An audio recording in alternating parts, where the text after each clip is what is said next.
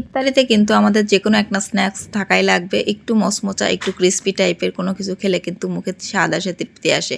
Hello everyone, আসসালামু আলাইকুম। আমি ইভা আবারও চলে এসেছি আপনাদের মাঝে নতুন আরেকটি রেসিপি নিয়ে। আশা করি আমার রেসিপিটি আপনাদের কাছে ভালো লাগবে এবং সবাই ট্রাই করবেন। আজকে আমি আপনাদের জন্য নিয়ে এসেছি ডাল পেঁয়াজু। আর এই ডাল পেঁয়াজুটা আমি বাসায় যেভাবে তৈরি করি ঠিক সেটাই আমি আপনাদের সাথে শেয়ার করছি। আশা করি ছোট ও বড় সবারই খুব ভালো লাগবে। তো চলুন তাহলে শুরু করা যাক আমার আজকের ডাল পেঁয়াজুর রেসিপি। তো এখানে আমি ডাল পেঁয়াজুটা বানানোর জন্য এখানে আমি কয়েক রকমের ডাউল নেব। তার মধ্যে এখানে আমি পরিমাণ মতো খেসারির ডাউল নিয়েছি, মটরের ডাউল নিয়েছি, বুটের ডাউল নিয়েছি, আর এখানে মসুরের ডাউল নিয়েছি। একদম অল্প পরিমাণ নিয়েছি। আর এখানে স্পেশাল যেটা দেবো সেটা হচ্ছে কিছুটা পরিমাণ চাউল। তো এই চাউলটা দেওয়ার চেষ্টা করবেন। চাউলটা দিলে কিন্তু এই ডাউল পেঁয়াজুটা খুবই মচমচা এবং ক্রিস্পি হয়। আর এটা যখন চাউলটা না দেবেন তখন একরকম টেস্ট লাগবে, আর চাউলটা দিলে এর টেস্ট কিন্তু দ্বিগুণ হয়ে যাবে। তো অবশ্যই চাউলটা দেওয়ার চেষ্টা করবেন। এবারে সব কিছু আমি একবারে একটু মিশিয়ে নিচ্ছি, মিশিয়ে ভালোভাবে এটাকে ধুয়ে নিব। আর অনেকে কিন্তু একটা ডাউল দিয়েও কিন্তু পেঁয়াজুটা করতে পারেন। তো আমার কাছে মনে হয় ডাউল পেঁয়াজুটা করার জন্য একটু বেশি পরিমাণ কয়েক ধরনের ডাউল যদি নেওয়া হয় তাহলে ডাউল পেঁয়াজুটার টেস্ট খুব ভালো আসে। তো এবারে এটাকে ভালোভাবে ধুয়ে নিয়ে এটা আমি ওভারনাইট একটু পানিতে ভিজিয়ে রাখবো। যখন পানিতে ভিজিয়ে রাখবো অনেকক্ষণ, 4 থেকে 5 ঘন্টা কি 6 ঘন্টা, তখন কিন্তু ডাউলটা খুব ভালোভাবে ফুলে উঠবে এবং ভিজে যাবে। আর ভিজে কিন্তু অনেকটাই ফুলে যাবে। আর এখানে আমি 3-4 বার কিন্তু একটু কষলে কষলে ধুয়ে নিচ্ছি। ধুয়ে যখন ফ্রেশ পানিটা বের হবে ঠিক সেই পর্যায়ে আমি ডাউলটা ওভারনাইটের জন্য রেখে দিব। তো আমি এটা রাত্রে করছি, সকালে উঠে দেখছি বেশটা কিন্তু ডাউলটা ফুলে গেছে, দেখতে পাচ্ছেন। আর চাউলটাও ভিজে গেছে, প্রত্যেকটা ডাউলে কিন্তু ভালোভাবে ভিজে একটু ফুলে গেছে। তো এরকম হলে কিন্তু ডাউল পেঁয়াজুটা বাটাও খুব ভালো হয়। তো এবার একটু আমি পানি ঝরিয়ে নিচ্ছি। পানি ঝরিয়ে নেওয়ার পর এটাকে আমি শিলপাটায় বেটে নেব। অনেকে কিন্তু একটু ব্লেন্ডারেও ব্লেন্ড করতে পারেন, তবে ব্লেন্ডারে দেওয়ার ক্ষেত্রে কিন্তু হালকা একটু পানি ব্যবহার করতে হয়, না হলে ভালোভাবে ব্লেন্ড হয় না। তো সেক্ষেত্রে কিন্তু এই ডাউল পেঁয়াজু বানানোর ক্ষেত্রে আমি সবসময় যেটা করি এই পাটাই বেটে নেই। আর পাটায় একটু বেটে নিলে একটু এই যে হাফ বাটা করে নেই, আর যার কারণে কিন্তু আরও একটু বেশি মুসমুসা থাকে। এবং ডাউল পেঁয়াজুটা যখন ভাজবো, ভাজার পরেও কিন্তু 2 থেকে 3 ঘন্টা পর্যন্ত মুসমুসা থাকে। তো আমি এইভাবে শিলপাটায় বেটে নিচ্ছি এবং দেখাই দিচ্ছি আপনাদেরকে কি পরিমাণ আমি হাফ বাটা করে নিচ্ছি। দেখুন একদম কিন্তু ফিনিশ করিনি, হাফ বাটা করে নিলে আমার এই ডাউল পেঁয়াজুটা খুবই ভালো লাগে খেতে। তো আপনারাও যদি চান একটু বেশি ক্রিস্পি হতে, তাহলে কিন্তু অবশ্যই এভাবে একটু হাফ বাটা করে নেবেন। তো এখানে আমার সমস্ত ডাউলটা কিন্তু বাটা হয়ে গেছে। আর এবারে এর মধ্যে আমি কিছু পরিমাণ আমি পেঁয়াজ দিচ্ছি, আর পেঁয়াজগুলোকে একটু মোটা করে কেটেছি। ডাউল পেঁয়াজতে পেঁয়াজগুলো একটু মোটা করে দিলে কিন্তু একটু টেস্ট আসে। পরিমাণ মতো এখানে আমি রসুন দিয়ে দিচ্ছি, আর কাঁচামরিচ দিয়ে দিচ্ছি এবং ধনিয়া পাতা দিয়ে দিচ্ছি। আর এখানে আমি এবার ব্যবহার করব স্বাদ মতো লবণ, হলুদ এবং শুকনা মরিচের গুঁড়ো।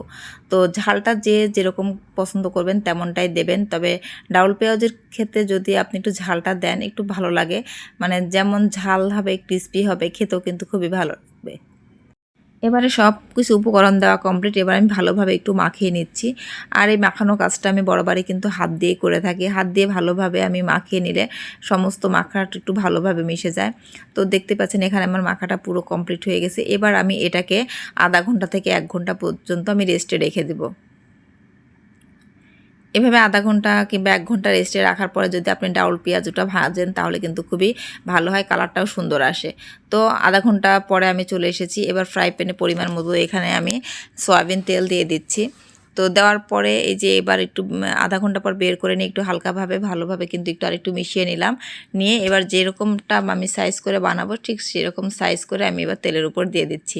আর এই পর্যায়ে কিন্তু চুলার হিটটা একদম মিডিয়ামে থাকবে। মিডিয়াম হিটে যদি আপনি ডাউল পেঁয়াজুটা ভেজে নেন তাহলে কিন্তু খুবই মুচমোচা হবে, ক্রিস্পি হবে। আর এই ডাউল পেঁয়াজুর ক্ষেত্রে আপনারা পেঁয়াজটা যতটা বেশি দেবেন ততটাই কিন্তু ভালো লাগবে।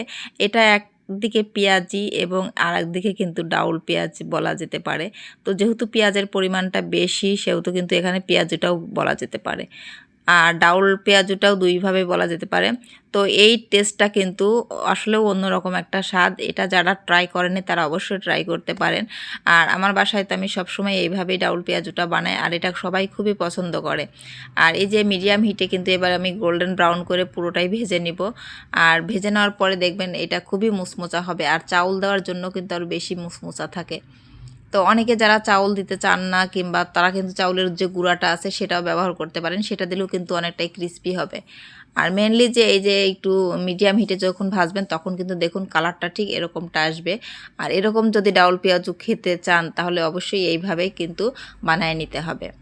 তো আমার যেগুলো হয়ে গিয়েছে সেগুলো কিন্তু আমি আস্তে আস্তে একটা করে উঠাই নিচ্ছি এবং একটা প্লেটে একটু টিস্যু দিয়ে তারপরে আমি এই পেঁয়াজগুলো তুলে নিচ্ছি। আর এক্সট্রা যে তেল থাকবে সেটা কিন্তু এই টিস্যুতে চুষে নেবে। তো অবশ্যই টিস্যুটা দিয়ে এই পেঁয়াজগুলো তুলবেন, তাহলে কিন্তু এক্সট্রা তেল থাকবে না, এতে কিন্তু স্বাস্থ্যটাও ভালো থাকবে, পেটের কোনো সমস্যা হবে না। অনেকেই আছে যারা ডাউল পেঁয়াজু খেতে পারেন না কিংবা ভাজা পোড়া খেতে পারেন না, তারা কিন্তু এভাবে একটা টিস্যুর উপর রেখে তারপরে পেঁয়াজগুলো তুলে নেবেন, তাহলে পেঁয়াজের সঙ্গে যে এক্সট্রা তেলটা সেটা টিস্যু চুষে নেবে। তো যাই হোক, এভাবে কিন্তু আমি ডাউল পেঁয়াজুটা বানাই আর সেটাই আমি আপনাদের সাথে শেয়ার করলাম।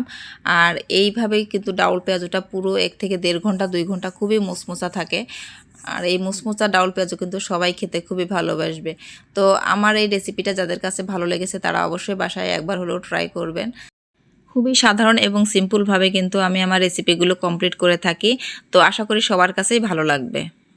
তো তাহলে আজকে এখানেই বিদায় নিচ্ছি। সবাই ভালো থাকবেন, সুস্থ থাকবেন। দেখা হবে নেক্সট কোনো রেসিপিতে। সেই পর্যন্ত সবাইকে আল্লাহ হাফেজ।